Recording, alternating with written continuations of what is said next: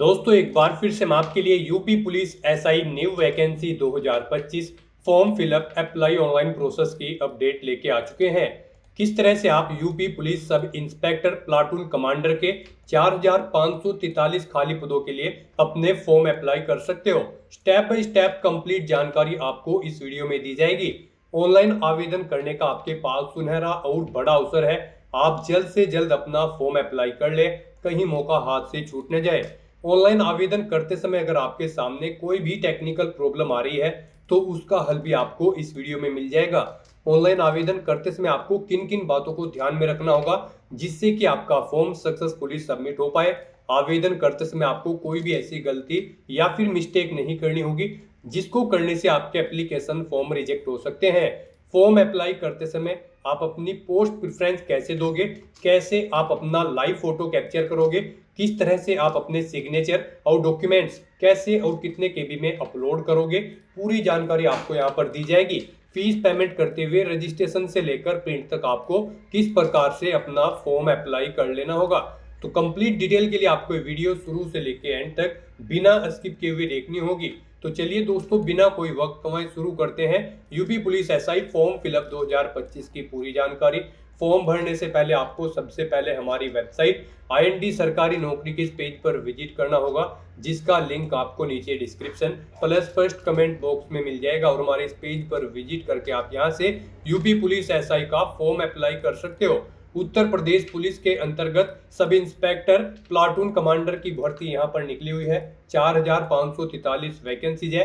11 सितंबर तक आप अपना फॉर्म अप्लाई कर सकते हो।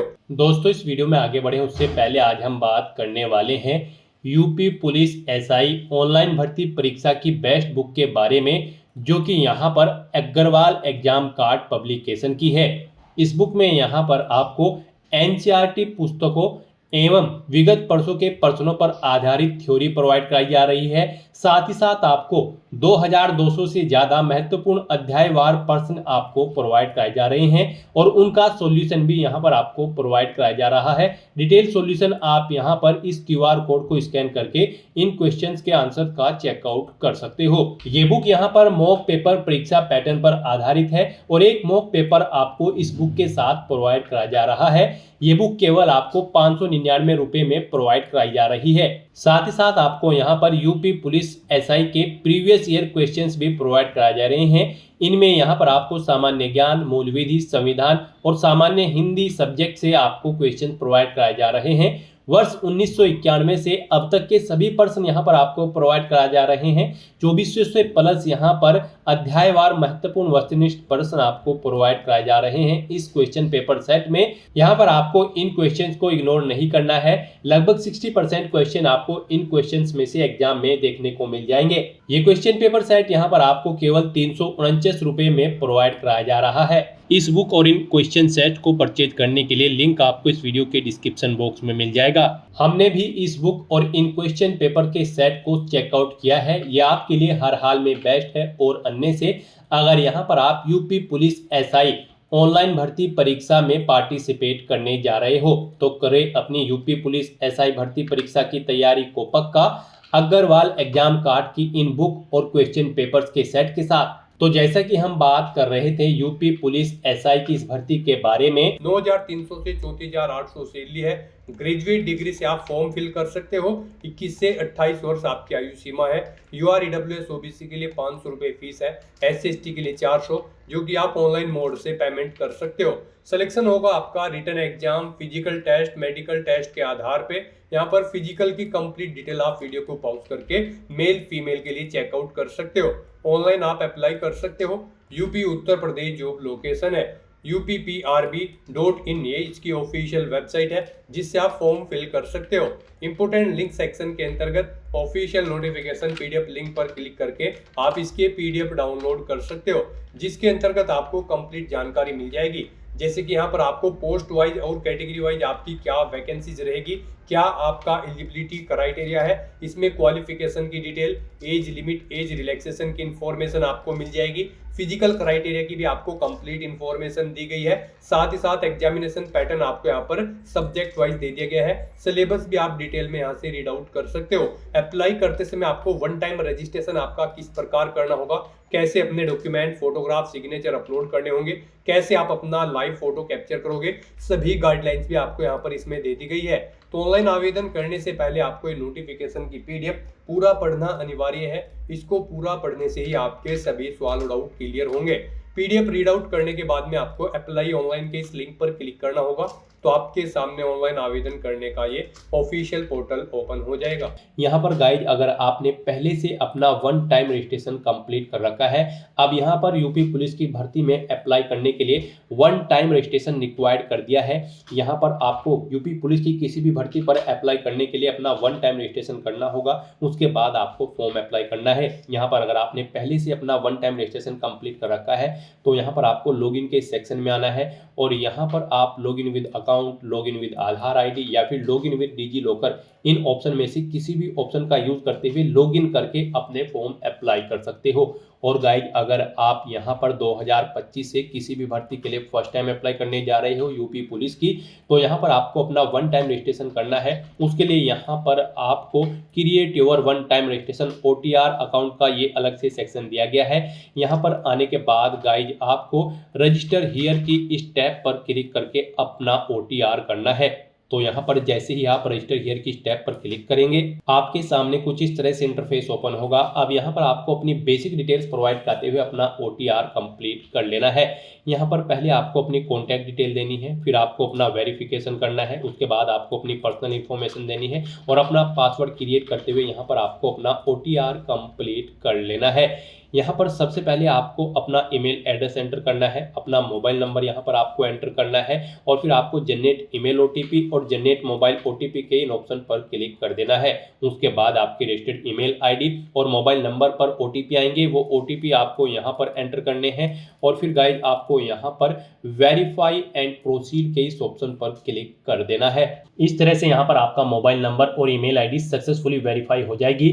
फिर यहाँ पर आपको अपना वेरिफिकेशन कंप्लीट करना है। सबसे पहले यहाँ पर आपको चेक बॉक्स को ओके करना है कि यहाँ पर आपने अपनी 18 साल आयु कंप्लीट कर ली है। फिर यहाँ पर आपको अपनी सहमति प्रदान करनी है अपनी वेरिफिकेशन के लिए। उसके लिए आपको ये डिटेल हिंदी और इंग्लिश में प्रोवाइड कराई गई है। आप किसी भी लैंग्वेज में रीड करने के बाद यहाँ पर इस चेकबॉक्स को ओके करें। सुनना चाहते हैं तो इस ऑप्शन पर क्लिक करके आप इस डिटेल को सुन भी सकते हैं और फिर आप अपनी सहमति यहाँ पर प्रोवाइड करा सकते हैं। उसके बाद यहाँ पर आपको अपना वेरिफिकेशन करना है। यहाँ पर आप अपना वेरिफिकेशन दो तरह से कर सकते हो। आप आधार के थ्रू अपना वेरिफिकेशन कर सकते हो या फिर डिजी लॉकर के थ्रू आप अपना वेरिफिकेशन यहाँ पर कर सकते हो। और अगर आपके पास आधार और डिजी लॉकर नहीं है तो इनके बिना भी यहाँ पर आप अपना रजिस्ट्रेशन कर सकते हो। उसके लिए आपको I am not currently registered with Aadhaar और डिजी लॉकर के ऑप्शन पर क्लिक करना है और अपनी डिटेल्स यहाँ पर आपको मैन्युअली एंटर करते हुए अपनी वेरिफिकेशन यहाँ पर कंप्लीट कर लेनी होगी, अपना रजिस्ट्रेशन करना होगा। तो यहाँ पर हम आपको बता दें सबसे बेस्ट ऑप्शन आपके लिए आधार वेरिफिकेशन का रहेगा। यहाँ पर हम आपको सजेस्ट करेंगे आप आधार के थ्रू अपना वेरिफिकेशन कर लें। यहाँ पर बाद में भी आपको अपना वेरिफिकेशन करना होगा आधार के थ्रू। जब आप किसी भी भर्ती के लिए अप्लाई करेंगे तो हम आपको सजेस्ट करते हैं आप आधार के थ्रू अपना वेरिफिकेशन यहाँ पर कंप्लीट करें। तो जैसे ही यहाँ पर आप वेरिफिकेशन थ्रू आधार के इस ऑप्शन पर क्लिक करेंगे फिर आपके सामने कुछ इस तरह से इंटरफेस होगा। अब यहाँ पर आपको अपना आधार नंबर एंटर करना है। उसके बाद आपको जनरेट आधार OTP के ऑप्शन पर क्लिक करना है। फिर आपके रजिस्टर्ड मोबाइल नंबर पर एक OTP आएगा जिससे आपका आधार कार्ड लिंक है, वो OTP आपको यहाँ पर एंटर करना है और फिर गाइज आपको वेरीफाई एंड प्रोसीड के इस ऑप्शन पर क्लिक करते हुए आधार के थ्रू अपना वेरिफिकेशन कंप्लीट कर लेना है। इस तरह से यहाँ पर आपका आधार वेरिफिकेशन सक्सेसफुली कंप्लीट हो जाएगा। फिर यहाँ पर आपको अपनी नेशनलिटी सिलेक्ट कर लेनी है इंडिया। उसके बाद यहाँ पर आपको आपके आधार के अकॉर्डिंग कुछ चीज़ें आपकी ऑटोमेटिकली फिल मिल जाएगी, जैसे कि आपका नाम, आपकी डेट ऑफ बर्थ, आपका जेंडर और फिर यहाँ पर बस अब आपको अपने फादर का नाम एंटर करना है। उसके बाद यहाँ पर आपको अपनी 10वीं क्लास की डिटेल प्रोवाइड करनी है। यहाँ पर आपको अपना नाम एंटर करना है आपकी 10वीं की मार्कशीट के अकॉर्डिंग, यानी कि जो आपका नाम आपकी 10वीं की मार्कशीट में है वो एज इट इज आपको यहाँ पर टाइप करना है। फिर यहाँ पर आपको अपनी डेट ऑफ बर्थ एंटर करनी है अपनी 10वीं की मार्कशीट के अकॉर्डिंग DDMMYY फॉर्मेट में। उसके बाद यहाँ पर आपको अपना जेंडर सेलेक्ट करना है। उसके बाद यहाँ पर आपको अपने फादर का नाम दोबारा से टाइप करना है अपनी हाई स्कूल की मार्कशीट के अकॉर्डिंग। इस तरह से अपनी डिटेल प्रोवाइड करने के बाद फिर आपको प्रोसीड के इस ऑप्शन पर क्लिक करना है। नेक्स्ट यहाँ पर आपको अपना पासवर्ड क्रिएट करना है। यहाँ पर आपके पासवर्ड के लिए आपको गाइडलाइन दी गई है। आपका पासवर्ड कम से कम 8 कैरेक्टर का होना चाहिए और ये अल्फा न्यूमेरिक फॉर्मेट में होना चाहिए। मीन्स आपके पासवर्ड में कम से कम एक अपर केस कैरेक्टर, एक लोअर केस कैरेक्टर, एक इंटीजर नंबर और एक स्पेशल कैरेक्टर जैसे कि @ हैश या फिर डॉलर होना चाहिए। तो इस फॉर्मेट में यहाँ पर आपको अपना पासवर्ड एंटर करना है। हम यहाँ पर आपको सैंपल के तौर पर दिखा रहे हैं। यहाँ पर आप अपने अकॉर्डिंग अपना पासवर्ड एंटर करें। वही पासवर्ड आप यहाँ पर कंफर्म पासवर्ड फील्ड में एंटर करें। उसके बाद आई एम नॉट ए रोबोट के चेकबॉक्स को ओके करें और फिर गाइज आप preview and create an account के इस ऑप्शन पर क्लिक कर दें। फिर यहाँ पर आपने जो डिटेल प्रोवाइड कराई है उसका पूरा प्रीव्यू यहाँ पर आपको शो कर दिया गया है। आपको सभी डिटेल्स केयरफुली चेकआउट करनी है। कहीं पर कोई मिस्टेक है तो आप एडिट बटन पर क्लिक करके एडिट कर सकते हो, नहीं तो यहाँ पर बस अब आपको इस चेकबॉक्स को ओके करना है और फिर गाइड क्रिएट एन अकाउंट के इस ऑप्शन पर क्लिक कर देना है। फिर आपके सामने मैसेज शो होगा कि यहाँ पर खाता बनाने के बाद आप अपना ईमेल आईडी और मोबाइल नंबर कभी भी चेंज नहीं कर पाओगे अगर यहाँ पर आप प्रोसीड ऑप्शन पर क्लिक कर देते हैं। और अगर आप चेंज आउट करना चाहते हैं तो इस मैसेज को कट करें और एडिट करके अपना मोबाइल नंबर या फिर ईमेल आईडी आप चेंज कर सकते हैं। तो यहाँ पर अगर सभी चीज़ें ओके हैं तो अब यहाँ पर आपको प्रोसीड के इस ऑप्शन पर क्लिक कर देना है। इस तरह से यहाँ पर आपका यूपी पुलिस की इस वेबसाइट पर one time registration successfully complete हो चुका है। अब यहाँ पर आपको इन तीनों ऑप्शन में से किसी भी ऑप्शन का यूज करते हुए अपने डैशबोर्ड में लॉगिन करके अपना फॉर्म अप्लाई कर लेना है। यहाँ पर आप login with account, login with Aadhaar ID, login with DigiLocker के इस ऑप्शन पर क्लिक करके किसी भी ऑप्शन का यूज करते हुए आप लॉगिन करें और फिर अपना फॉर्म अप्लाई कर ले। यहाँ पर अगर आप लॉगिन विद अकाउंट के ऑप्शन पर क्लिक करते हैं फिर आपके सामने कुछ इस तरह से इंटरफेस ओपन होगा। अब गाइस यहाँ पर आपको अपना मोबाइल नंबर एंटर करना है या फिर ईमेल आईडी एंटर करनी है। अपना पासवर्ड आपको एंटर करना है जो आपने OTR करते हुए क्रिएट किया है। फिर यहाँ पर आपको लॉगिन के इस ऑप्शन पर क्लिक कर देना है। उसके बाद आपके सामने यहाँ पर 2 फैक्टर ऑथेंटिकेशन मोड ओपन होगा। अब यहाँ पर आपको एक OTP सबमिट करना है अपनी ईमेल आईडी पर या फिर मोबाइल नंबर पर। आप इनमें से किसी भी ऑप्शन पर क्लिक करें, सेंड OTP टू ईमेल या फिर सेंड OTP टू फोन। उसके बाद आपकी ईमेल आईडी या फोन पर एक OTP आएगा जिस पर आप क्लिक करेंगे जिस भी ऑप्शन पर, वो OTP आपको यहाँ पर एंटर कर देना है और उसके बाद फिर गाइस यहाँ पर आपको लॉगिन के इस ऑप्शन पर क्लिक कर देना है। नेक्स्ट आपके सामने यहाँ पर कुछ इस तरह से आपका डैशबोर्ड ओपन हो जाएगा। अब गाइस यहाँ पर आपको कुछ इन इंस्ट्रक्शंस को रीड कर लेना है फॉर्म अप्लाई करने से पहले और फिर यहाँ पर आपको अपना फॉर्म अप्लाई करने के लिए ऑनलाइन एप्लीकेशन की स्टेप पर क्लिक करना है या फिर आपको यहाँ पर ऑनलाइन एप्लीकेशन की सेकंड टैब पर क्लिक कर देना है। इनमें से आप किसी भी टैब पर क्लिक करें। उसके बाद यहाँ पर आपको यूपी पुलिस SI और अन्य पोस्ट की जो ये भर्ती निकली है उसका ये सेक्शन यहाँ पर आपको शो कर दिया गया है।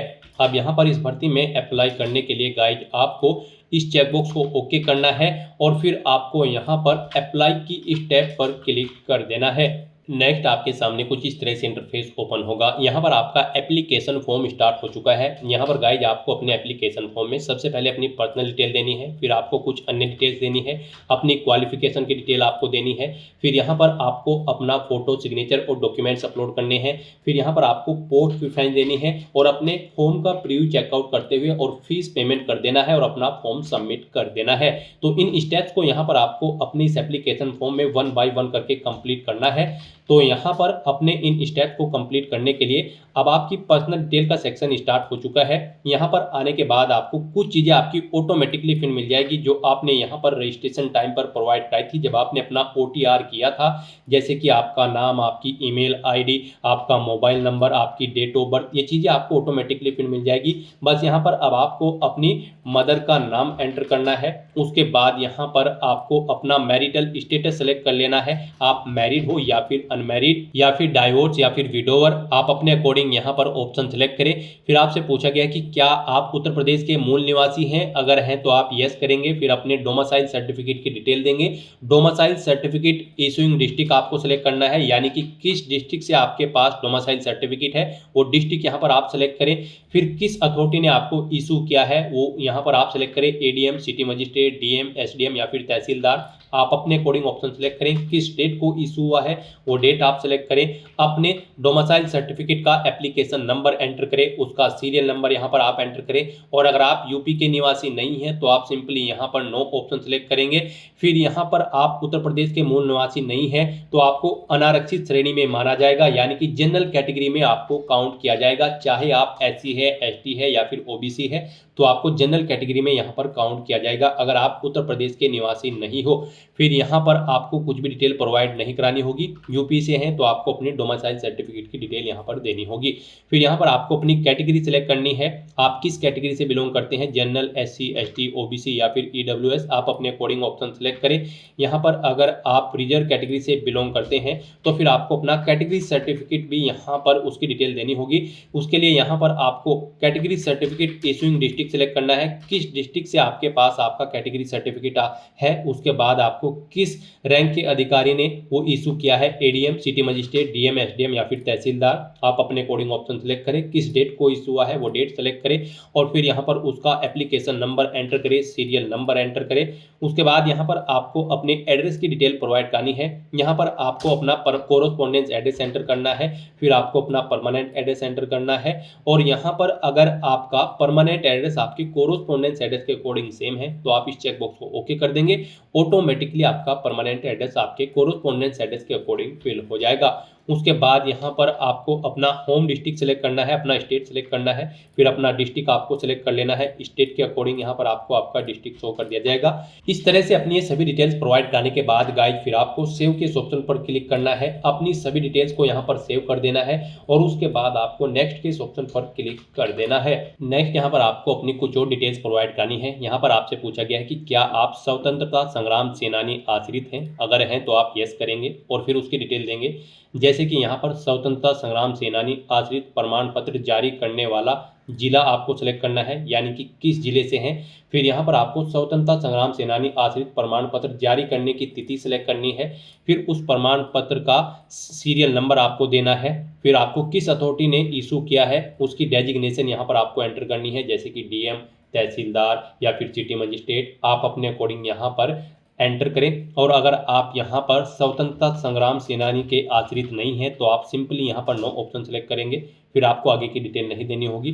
फिर यहाँ पर आपसे पूछा गया है कि क्या आप EX सर्विसमैन हैं, अगर हैं तो आप यस करेंगे। कब आपने ज्वाइन की थी अपनी सर्विस वो डेट सेलेक्ट करें, कब डिस्चार्ज हुए हैं वो डेट सेलेक्ट करें। इन डेट्स के अकॉर्डिंग यहाँ पर आपकी सर्विस कैलकुलेट करके आपको ईयर, मंथ और डेज में शो कर दी जाएगी। और अगर आप EX सर्विसमैन कैंडिडेट नहीं हैं तो सिंपली यहाँ पर आप नो ऑप्शन सेलेक्ट करेंगे, आगे की डिटेल फिर आपको नहीं देनी होगी, वो डिसेबल कर दी जाएगी। फिर आपसे पूछा गया है कि क्या यहाँ पर आप उत्तर प्रदेश के राज्य के कर्मचारी हैं और आपके पास अपेक्षित प्रमाण पत्र हैं, अगर है तो आप यस करेंगे और फिर उसकी डिटेल प्रोवाइड कराएंगे। फिर यहाँ पर आपसे पूछा गया है कब आपने राज्य की सेवा शुरू की थी, यानी कि अपनी जॉब स्टार्ट की थी, वो डेट आपको सिलेक्ट करनी है। फिर यहाँ पर आपको NOC इशू कब हुई थी वो डेट आपको सिलेक्ट करनी है। फिर इनके अकॉर्डिंग आपकी यहाँ पर सेवा की अवधि कैलकुलेट करके आपको शो कर दी जाएगी। NOC का सीरियल नंबर यहाँ पर आपको देना होगा अपनी, फिर NOC आपको किस अथॉरिटी ने इशू कराई है उसका यहाँ पर आपको रैंक देना होगा, डेजिग्नेशन देनी होगी। इस तरह से अपनी डिटेल यहाँ पर आपको फिल करनी है। और अगर आप यहाँ पर राज्य के कर्मचारी नहीं है उत्तर प्रदेश के, आप सिंपली नो ऑप्शन सेलेक्ट करेंगे और फिर इस तरह से अपनी डिटेल प्रोवाइड करने के बाद गाइज आपको सेव के ऑप्शन पर क्लिक करके अपनी सभी डिटेल सेव कर देनी है और उसके बाद फिर आपको नेक्स्ट के ऑप्शन पर क्लिक कर देना है। नेक्स्ट यहाँ पर आपको अपनी एजुकेशनल क्वालिफिकेशन की डिटेल प्रोवाइड करनी है। गाइज यहाँ पर यूपी पुलिस सब इंस्पेक्टर और प्लाटून कमांडर की इस भर्ती में पार्टिसिपेट करने के लिए आपके पास ग्रेजुएट डिग्री होनी जरूरी है, किसी वेल रिकॉग्नाइज्ड यूनिवर्सिटी से, या फिर इसके इक्विवेलेंट क्वालिफिकेशन होनी चाहिए। ग्रेजुएशन आपकी किसी भी डिसिप्लिन में हो, यहाँ पर आप एलिजिबल हैं, अप्लाई कर सकते हैं। तो यहाँ पर अब आपको अपनी क्वालिफिकेशन की डिटेल देनी है। सबसे पहले यहाँ पर आपको अपनी 10वीं क्लास की डिटेल प्रोवाइड करनी होगी जो कि मैंडेटरी है। फिर आपको अपनी 12वीं क्लास की डिटेल प्रोवाइड करनी है, वो भी मैंडेटरी है। और उसके बाद आपको अपनी डिग्री की डिटेल यहाँ पर प्रोवाइड करनी है, ग्रेजुएट डिग्री की या फिर इसके इक्विवेलेंट अगर आपके पास कोई क्वालिफिकेशन है तो उसकी डिटेल आपको देनी होगी। तो यहाँ पर 10वीं क्लास की डिटेल प्रोवाइड करने के लिए सबसे पहले आपको बोर्ड का नाम सेलेक्ट करना है। जिस बोर्ड से आपने अपनी 10वीं क्लास पास आउट की है। फिर यहाँ पर आपको पासिंग डे, मंथ और ईयर सेलेक्ट कर लेना है जब आपने अपनी 10वीं क्लास पास आउट की थी। आपको अपनी 10वीं क्लास का रोल नंबर यहाँ पर एंटर करना है। फिर आपको अपनी 10वीं क्लास का जो सर्टिफिकेट है उसका सीरियल नंबर यहाँ पर एंटर करना है और उसके बाद फिर आपको ऐड किस ऑप्शन पर क्लिक करके अपनी 10वीं क्लास की डिटेल को यहाँ पर ऐड कर देना है। इस तरह से यहाँ पर आपको अपनी 10वीं क्लास की डिटेल ऐड कर देनी है। यहाँ पर इसमें अगर आप एडिट करना चाहते हैं तो आप पेंसिल के इस ऑप्शन पर क्लिक करें और एडिट कर ले। इसे डिलीट करना चाहते हैं तो डिलीट के इस ऑप्शन पर क्लिक करके आप इसे डिलीट भी कर सकते हैं। इस तरह से यहाँ पर आपकी 10वीं क्लास की डिटेल ऐड हो चुकी है।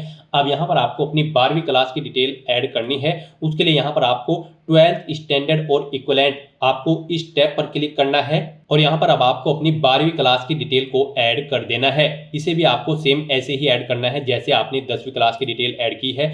यहाँ पर भी आपको सबसे पहले बोर्ड का नाम सेलेक्ट करना है जिस बोर्ड से आपने अपनी 12वीं क्लास पास आउट की है। फिर आपने उसे किस डे, मंथ और ईयर को पास आउट किया है वो डेट आपको सेलेक्ट कर लेनी है। उसके बाद यहाँ पर आपको अपनी 12वीं क्लास का रोल नंबर एंटर करना है, उसके सर्टिफिकेट का सीरियल नंबर एंटर करना है और ऐड के इस ऑप्शन पर क्लिक करके आपको अपनी 12वीं क्लास की डिटेल भी ऐड कर देनी है। इस तरह से यहाँ पर आपकी 10वीं क्लास की और 12वीं क्लास की डिटेल सक्सेसफुली ऐड हो जाएगी। इन्हें आप एडिट करना चाहते हैं तो एडिट कर ले, डिलीट करना चाहते हैं तो डिलीट कर ले। और अब यहाँ पर गाइस आपको अपनी बैचलर डिग्री यानी ग्रेजुएशन की डिटेल प्रोवाइड करानी है। उसके लिए यहाँ पर आपको बैचलर डिग्री और इक्विवेलेंट की स्टेप पर क्लिक करना है और यहाँ पर आपको अपनी ग्रेजुएशन की डिटेल भी सेम ऐसे ही प्रोवाइड करा देनी है। यहाँ पर आपको सबसे पहले यूनिवर्सिटी या फिर बोर्ड का नाम सेलेक्ट करना है जिससे आपने अपनी ग्रेजुएशन कंप्लीट की है। उसके बाद किस डे, मंथ और ईयर को आपने कंप्लीट की है वो डेट आपको सिलेक्ट कर लेनी है। अपनी ग्रेजुएशन का रोल नंबर यहाँ पर आपको एंटर करना है, सीरियल नंबर आपको सर्टिफिकेट का एंटर करना है और उसके बाद आपको ऐड के ऑप्शन पर क्लिक कर देना है। इस तरह से यहाँ पर आपकी 10वीं, 12वीं और ग्रेजुएशन की डिटेल ऐड हो जाएगी। इस तरह से अपनी क्वालिफिकेशन की सभी डिटेल्स ऐड करने के बाद फिर आपको यहाँ पर नेक्स्ट के इस ऑप्शन पर क्लिक कर देना है। नेक्स्ट यहाँ पर आपको अपने डॉक्यूमेंट अपलोड करने हैं और अपना लाइव फोटो कैप्चर करना है और सिग्नेचर अपलोड करने हैं।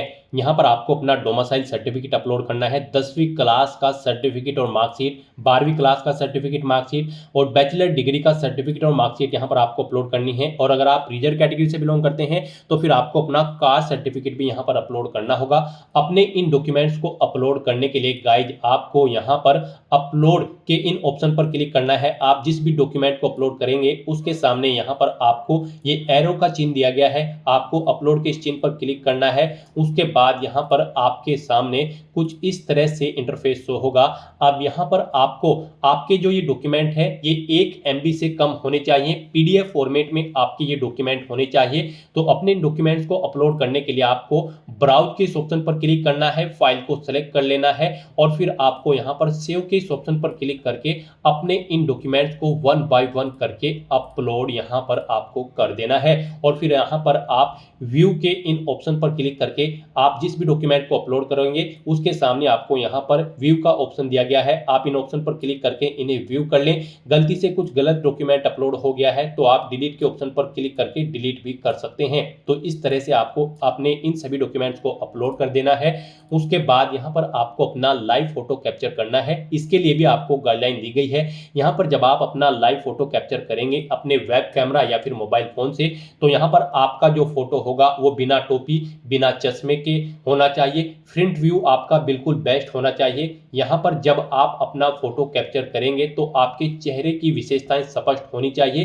किसी भी वस्तु जैसे मास्क, बाल, कपड़ा, छाया, आभूषण आदि से ढका नहीं होना चाहिए। चेहरे के मुख्य भाग जैसे कि माथा, आंखें, नाक और ठुड्डी बालों, कपड़ों या छाया से ढके नहीं होने चाहिए। यहाँ पर अगर आप चश्मा पहनते हैं तो फोटो में चश्मे पर चमक, प्रतिबिंब नहीं होना चाहिए और आंखें आपकी स्पष्ट रूप से दिखाई देनी चाहिए जब आप अपना लाइव फोटो कैप्चर करेंगे। और आपको ये भी सुनिश्चित करना होगा कि फोटो की जो पृष्ठभूमि है वो साफ और सादी हो, जिसमें कोई भी ध्यान भटकाने वाली चीज या वस्तु न हो, यानी कि आपके फोटो का बैकग्राउंड प्लेन होना चाहिए, व्हाइट। यहाँ पर अपना लाइव फोटो कैप्चर करने के लिए आपको कैप्चर लाइव इमेज के इस ऑप्शन पर क्लिक करना है।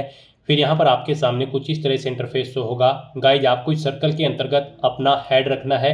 अपना प्रॉपर पोजीशन में सर आपको इस सर्कल के अंतर्गत लाना है, अपनी आंखों को यहाँ पर आपको ब्लिंक करना है और फिर आपको कैप्चर के ऑप्शन पर क्लिक करते हुए अपना लाइव फोटो यहाँ पर कैप्चर कर लेना है।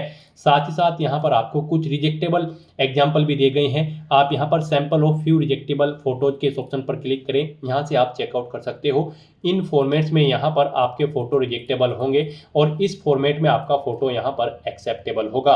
तो यहाँ पर सभी दिशा निर्देश को ध्यान में रखते हुए आपको अपना लाइव फोटो कैप्चर कर लेना है अपने वेब कैमरा या फिर मोबाइल फोन के थ्रू। उसके बाद यहाँ पर आपको अपने सिग्नेचर अपलोड करने हैं। सिग्नेचर के लिए भी आपको गाइडलाइन दी गई है। यहाँ पर आपके जो सिग्नेचर होंगे वो व्हाइट पेपर पर ब्लैंक इंक पेन से होने चाहिए एक बॉक्स के अंदर। उस बॉक्स का साइज 50 mm इंटू 20 mm होना चाहिए, यानी कि यहाँ पर उसकी पिक्सल्स में अगर बात करें तो आपका जो बॉक्स होगा उसकी विड्थ यहाँ पर 140 पिक्सल होनी चाहिए, हाइट 60 पिक्सल होनी चाहिए। फिर यहाँ पर आपको जो अपने सिग्नेचर करने हैं वो कैपिटल लेटर्स में नहीं करने हैं, स्मॉल लेटर्स में आपको अपने सिग्नेचर यहाँ पर करने होंगे। सिग्नेचर की फाइल का फॉर्मेट जेपीजी, जेपीईजी या फिर जेपीई होना चाहिए। यहाँ पर आकार हम आपको ऑलरेडी बता चुके हैं, 50 mm से 20 mm के बीच में, यानी कि 140 इंटू 60 पिक्सल के जो बॉक्स होगा उसमें आपके सिग्नेचर होने चाहिए। और यहाँ पर आपके सिग्नेचर की फाइल का साइज 5 KB से 20 KB के बीच में होना चाहिए। हस्ताक्षर केवल आवेदक के ही होने चाहिए, किसी और के नहीं होने चाहिए। अगर आपके हस्ताक्षर यहाँ पर वेरीफाई नहीं होंगे तो फिर आपका एप्लीकेशन फॉर्म रिजेक्ट हो सकता है। गाइस, यहाँ पर इन गाइडलाइंस को ध्यान में रखते हुए अपने इन सभी डॉक्यूमेंट्स को आपको अपलोड कर देना है। और यहाँ पर जब आप अपने डॉक्यूमेंट अपलोड कर रहे हैं, इनका साइज कम या ज़्यादा है तो आप इन्हें दी गई गाइडलाइंस के अकॉर्डिंग सेट कर सकते हैं। उसके लिए आपको सिंपली कुछ नहीं करना है, ये कोई रॉकेट साइंस नहीं है। यहाँ पर आपको अपने इंटरनेट ब्राउजर पर जाना है, वहाँ पर गूगल में जाकर आपको इमेज रिसाइजर टाइप करना है। मल्टीपल ऑनलाइन वेबसाइट ओपन होंगी, किसी भी वेबसाइट को ओपन करें, वहाँ पर आप जिस डॉक्यूमेंट का साइज दी गई रिक्वायरमेंट के अकॉर्डिंग आप सेट करना चाहते हैं उसे आप अपलोड करें और दी गई रिक्वायरमेंट के अकॉर्डिंग उसका साइज सेट करके उसे डाउनलोड करके यहाँ पर आप अपलोड कर दें। इस तरह से यहाँ पर आपको अपने डॉक्यूमेंट अपलोड करने के बाद, लाइव फोटो कैप्चर करने के बाद और सिग्नेचर अपलोड करने के बाद सेव के इस ऑप्शन पर क्लिक करना है और अपने इन सभी डॉक्यूमेंट्स को आपको सेव कर देना है। और उसके बाद फिर यहाँ पर आपको नेक्स्ट के इस ऑप्शन पर क्लिक कर देना है। नेक्स्ट यहाँ पर आपको अपनी पोस्ट प्रेफरेंस देनी है। यहाँ पर आप जिस पोस्ट को फर्स्ट नंबर पर प्रेफरेंस देना चाहते हैं उसके सामने के प्लस के ऑप्शन पर आप फर्स्ट नंबर पर क्लिक करेंगे, वो यहाँ पर फर्स्ट नंबर पर ऐड हो जाएगी। और जिसे आप सेकंड, थर्ड जिस भी नंबर पर रखना चाहते हैं उसके सामने प्लस के निशान पर आपको उसी नंबर पर क्लिक करना है। इस तरह से यहाँ पर आप अपनी पोस्ट प्रेफरेंस प्रोवाइड कर सकते हो। फिर आपको इस पेज को नीचे स्क्रॉल डाउन करना है, इस चेकबॉक्स को ओके करना है। यहाँ पर आपसे पूछा गया कि आपने जिन पदों के लिए आवेदन करने में रुचि रखी है उसके लिए आपने अपनी पोस्ट प्रेफरेंस की जांच कर ली है। उसके बाद आपसे पूछा गया कि क्या आपके पास कंप्यूटर में ओ लेवल का प्रमाण पत्र है, अगर है तो आप यस करेंगे और फिर यहाँ पर आप अपना ओ लेवल का प्रमाण पत्र अपलोड करेंगे। आपको यहाँ पर ब्राउज के इस ऑप्शन पर क्लिक करना है, फाइल को सिलेक्ट कर लेना है और अपना ओ लेवल का कंप्यूटर सर्टिफिकेट यहाँ पर आपको अपलोड कर देना है। इस फाइल का साइज आपका यहाँ पर 1024 KB से कम होना चाहिए। PDF फॉर्मेट में आपकी ये फाइल होनी चाहिए। और गाइज, अगर यहाँ पर आपके पास ओ लेवल सर्टिफिकेट नहीं है कंप्यूटर में तो यहाँ पर आपको नो ऑप्शन सेलेक्ट कर लेना है। अगर आपके पास ये सर्टिफिकेट होगा तो फिर यहाँ पर आपको प्रेफरेंस दी जाएगी इस भर्ती में, नहीं है तो कोई बात नहीं। फिर यहाँ पर आपसे पूछा गया है कि क्या आप टेरिटोरियल आर्मी में सेवा दी है आपने कभी, अगर दी है तो आप यस करेंगे और फिर यहाँ पर आप अपना सेवा प्रमाण पत्र अपलोड करेंगे। उसके लिए भी आपको ब्राउज के इस ऑप्शन पर क्लिक करना है, फाइल को सिलेक्ट कर लेना है और उसे यहाँ पर अपलोड कर देना है। इस फाइल का साइज भी यहाँ पर 1024 KB से कम होना चाहिए। PDF फॉर्मेट में आपकी ये फाइल होनी चाहिए। नहीं की है आपने यहाँ पर सेवा तो आप नो ऑप्शन सेलेक्ट करेंगे। उसके बाद आपसे पूछा गया है कि क्या आपके पास NCC का B सर्टिफिकेट है, अगर है तो आप यस करें और फिर यहाँ पर अपना सर्टिफिकेट आप अपलोड कर दें। ब्राउज के ऑप्शन पर क्लिक करें, फाइल को सिलेक्ट करें और उसे यहाँ पर आप अपलोड कर दें। 1024 KB से कम PDF फॉर्मेट में आपकी फाइल होनी चाहिए। यहाँ पर अगर आपके पास ये डॉक्यूमेंट्स होंगे तो आपको यहाँ पर प्रेफरेंस दिया जाएगा इस भर्ती में, नहीं है तो कोई बात नहीं। फिर यहाँ पर आपको इस पेज को नीचे स्क्रॉल डाउन करना है। उसके बाद आपको डिक्लेरेशन सेक्शन में आना है और इस घोषणा पत्र को पढ़ना है। यहाँ पर आपको इन्हें केयरफुली रीड करना है। मैंने विज्ञप्ति का अध्ययन किया है और मैं इसे समझ लिया है तथा स्वयं को इन पदों के लिए आवेदन करने हेतु पात्र पाया है। इन डिटेल्स को आपको 1 बाय 1 करके रीड आउट कर लेना है और इन सभी चेकबॉक्सेस को आपको 1 बाय 1 करके ओके कर देना है। फिर यहाँ पर आपको एडिशनल डिटेल देनी है। यहाँ पर आपसे पूछा गया है कि क्या आप घोषणा करते हैं या फिर करती हैं कि आप अविवाहित या फिर विधुर या फिर विधवा है, या आप केवल एक ही जीवित पति या फिर पत्नी है, और आप यह भी घोषणा करते हैं या फिर करती हैं कि आपने ऐसी स्त्री या पुरुष से विवाह नहीं किया है जिसका पहले से पति या फिर पत्नी जीवित है। तो यहाँ पर आपको येस या नो ऑप्शन सेलेक्ट करना है। आप इन डिटेल्स को केयरफुली रीड करें और अपने अकॉर्डिंग येस या नो में यहाँ पर आप ऑप्शन प्रोवाइड करा दें। फिर यहाँ पर आपसे पूछा गया कि क्या आपको कभी किसी स्थापित न्यायालय के द्वारा कभी भी दोषी नहीं ठहराया गया है। तो यहाँ पर आप येस या नो अपने अकॉर्डिंग ऑप्शन सेलेक्ट करें। आप घोषणा करते हैं या फिर करती हैं कि आपने कभी भी राजकीय सेवा से आपको बर्खास्त नहीं किया गया है। यहाँ पर आप येस या नो अपने अकॉर्डिंग ऑप्शन सेलेक्ट करें। तो इन डिटेल्स को आपको केयरफुली रीड करना है, येस या नो में अपना आंसर प्रोवाइड करना है, पेज को नीचे स्क्रॉल डाउन करना है, यहाँ पर आपको अपना पैलेस एंटर करना है और फिर गाइड आपको यहाँ पर प्रीव्यू एप्लीकेशन के इस ऑप्शन पर क्लिक कर देना है। फिर यहाँ पर अब तक आपने जो पीछे फॉर्म फिल किया है उसका पूरा प्रीव्यू आपको शो कर दिया गया है। आपको सभी डिटेल्स केयरफुली चेकआउट करनी है, पेज को नीचे स्क्रॉल डाउन करना है और आपको इस चेकबॉक्स को ओके करना है। कहीं पर कोई मिस्टेक है तो यहाँ पर आप एडिट के इस ऑप्शन पर क्लिक करके अपने एप्लीकेशन फॉर्म में एडिट कर सकते हैं, और अगर सभी चीजें ओके हैं तो बस यहाँ पर गाइज अब आपको सबमिट के इस ऑप्शन पर क्लिक कर देना है। फिर आपके सामने ये पॉपअप शो होगा, आप डिटेल रीड करें और सबमिट के इस ऑप्शन पर फिर दोबारा से क्लिक कर दें। इस तरह से यहाँ पर आपका एप्लीकेशन फॉर्म सक्सेसफुली सबमिट हो चुका है, लेकिन कंसीडर इसे आपके फीस पेमेंट के बाद ही किया जाएगा। अब यहाँ पर आपको अपनी कैटेगरी के अकॉर्डिंग एप्लीकेशन फीस का अमाउंट पे करना है। गाइड यहाँ पर जनरल, ओबीसी और ईडब्ल्यूएस कैंडिडेट के लिए 500 रुपये फीस है। एससी एसटी कैंडिडेट के लिए 400 रुपये फीस यहाँ पर तय की गई है। फीस का अमाउंट आप ऑनलाइन मोड से जमा करा सकते हो। तो यहाँ पर अब आपको अपना फीस पेमेंट करने के लिए पे विद SBI ई पे के इस ऑप्शन पर क्लिक करना है। फिर आपके सामने ये पॉपअप शो होगा। अब यहाँ पर आप इस चेकबॉक्स को ओके करें और उसके बाद फिर गाइड आगे बढ़ें /प्रोसीड के इस ऑप्शन पर क्लिक कर दें। नेक्स्ट आपके सामने फीस पेमेंट का इंटरफेस ओपन हो जाएगा। अब यहाँ पर आप debit card, credit card, prepaid card, internet banking या फिर यूपीआई के माध्यम से आप अपना फीस पेमेंट कर सकते हो। यूपीआई यहाँ पर आपके लिए सबसे बेस्ट और इजी ऑप्शन रहेगा। आप यूपीआई के इस ऑप्शन पर क्लिक करें और यहाँ पर अगर यूपीआई आईडी के थ्रू फीस पेमेंट करना चाहते हैं तो आप एंटर यूपीआई आईडी के इस ऑप्शन पर क्लिक करें। यहाँ पर आप अपनी यूपीआई आईडी एंटर करें और वैलिडेट यूपीआई आईडी के इस ऑप्शन पर क्लिक करते हुए अपना फीस पेमेंट कर दे यूपीआई आईडी के थ्रू। और अगर आप यूपीआई आईडी के थ्रू फीस पेमेंट नहीं करना चाहते हैं, क्यूआर कोड के थ्रू फीस पेमेंट करना चाहते हैं, तो यहाँ पर आप यूपीआई क्यूआर के इस ऑप्शन पर क्लिक करें। फिर यहाँ पर आप पे नाउ के इस ऑप्शन पर क्लिक करें। उसके बाद यहाँ पर आपको ये क्यूआर कोड शो कर दिया जाएगा। आप इसे अपने यूपीआई से स्कैन करें और अपना फीस पेमेंट कर दें। सक्सेसफुली फीस पेमेंट करने के बाद यहाँ पर आपके एप्लीकेशन फॉर्म की सभी टास्क कंप्लीट हो जाएगी। उसके बाद आपको अपने एप्लीकेशन फॉर्म का एक हार्ड कॉपी प्रिंट आउट ले लेना है फ्यूचर यूज के लिए, फ्यूचर रेफरेंस के लिए। फिर यहाँ पर आप अपने डैशबोर्ड में आकर अपने एप्लीकेशन फॉर्म का स्टेटस चेकआउट कर सकते हो कि आपका एप्लीकेशन फॉर्म यहाँ पर सक्सेसफुली सबमिट हो चुका है या फिर नहीं। और यहाँ से भी आप व्यू एप्लीकेशन के इस ऑप्शन पर क्लिक करके अपने एप्लीकेशन फॉर्म का एक हार्ड कॉपी प्रिंट आउट ले सकते हो फ्यूचर यूज के लिए, फ्यूचर रेफरेंस के लिए। तो दोस्तों ऐसे आप यूपी पुलिस सब इंस्पेक्टर और प्लाटून कमांडर के 4543 खाली पदों को भरने के लिए अपने फॉर्म अप्लाई कर सकते हो स्टेप बाय स्टेप, बिना कोई मिस्टेक किए हुए। आज की इस वीडियो में बस इतना ही। आई होप ये वीडियो आपको पसंद आई होगी। अगर पसंद आई हो तो इसे लाइक और शेयर करें। चैनल पर नए हो तो इसे सब्सक्राइब कर लें। Thanks for watching.